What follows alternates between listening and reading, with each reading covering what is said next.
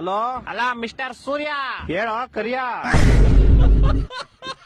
ಏ ಜಾಸ್ತಿ ಮಾತಾಡಬೇಡ ನೀನು. ಎಲ್ಲಿದ್ಯಾ? I am in the center of the cloud and the ಮೋಡ in the under of the atmosphere ozone layer.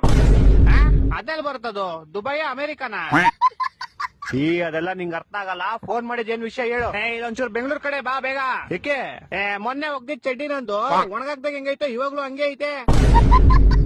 ನಿನ್ ಕಿತೋ ಇರೋ ಕಾಚ ಒಣಗ್ಸಕ್ಕೆ ನನ್ ಸಮ್ಮರ್ ಹಾಲಿಡೇಸ್ ಬಿಟ್ಬಿಟ್ಟು ಬೆಂಗಳೂರಿಗೆ ಬರ್ಬೇಕಾ?